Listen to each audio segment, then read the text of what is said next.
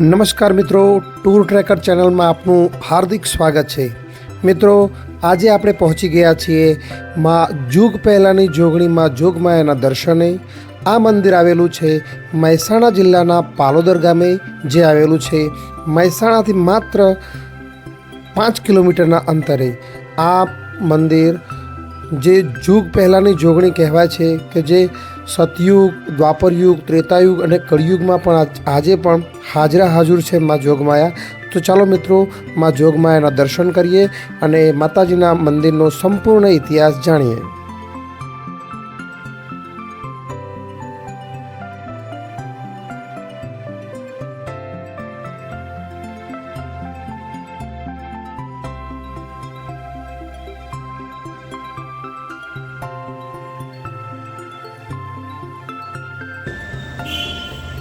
श्री 64 जुगणी माताजी मुख्य प्रागट्य स्थान पालोદર। અહીંની પ્રાચીન એક ઇતિહાસ છે। જેમ કે દ્વાપર યુગની અંદર આ જે ક્ષેત્રફળ છે એને ખાંડવન તરીકે ઓળખાતું હતું। તે દરમિયાન પાંડવોમાંના એક વ્યક્તિ જેમનું નામ શ્રી સહદેવ જોશી હતું, સહદેવ જોશીની માતૃશ્રીએ એમને દ્વારિકા જવા માટે, દ્વારિકાધીશને આમંત્રણ આપવા માટે એમને કહેલું।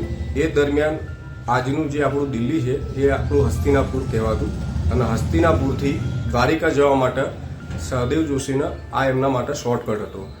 એ દરમિયાન એમને ત્યાંથી રથ અહીંયા ખાંડવનમાં પ્રવેશ કર્યો, ત્યારે મા ભગવતીનો અહીંયા વાસ હતો, અને પહેલો પરચો સહદેવ જોશીને અહીંયા મળેલો। સહદેવ જોશી પોતે ત્રિકાળ જ્ઞાની હતા, એ 3 કાળનું જ્ઞાન ધરાવતા હતા। એ દરમિયાન જે વખતે નીકળ્યા હતા એ વખતે એમની માતૃશ્રી એમને એમ કહ્યું હતું કે તમારા જોડે જે પણ પ્રસંગ બને તો તમારા દક્ષિણ દિશા તરફ મોં નહીં કરવાનું। એ દરમિયાન સહદેવ જોશી અહીંયા આવ્યા, માતાજી સન્મુખ મળ્યા। માતાજીએ એમને એમ કહ્યું કે તમે અહીંથી નીકળવું હોય તો મારી જોડે યુદ્ધ કરવું પડશે।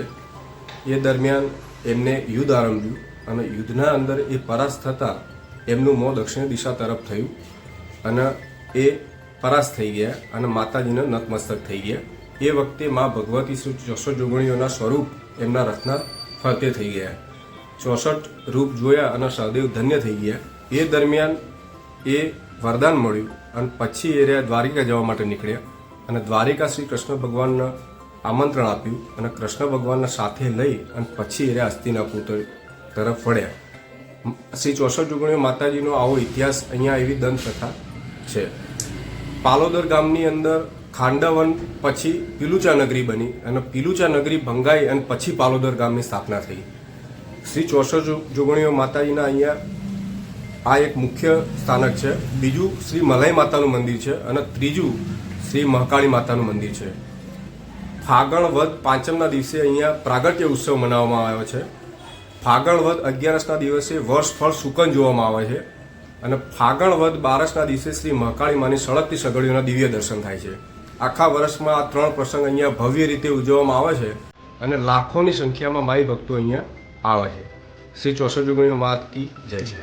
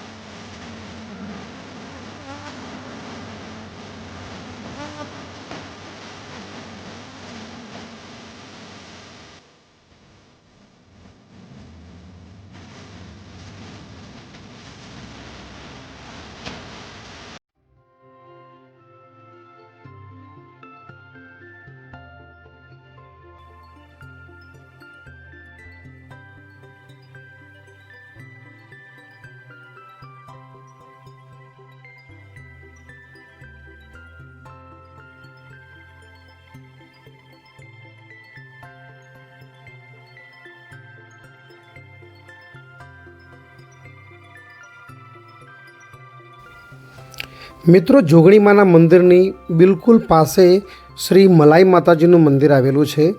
આ મલાઈ માતાજીનું મંદિર સિદ્ધરાજ જયસિંહના સમયમાં બંધાવવામાં આવેલું હતું, અને એનાથી પાછળના થોડાક દૂરના અંતરે શ્રી મહાકાળી માતાજીનું મંદિર પણ આવેલું છે।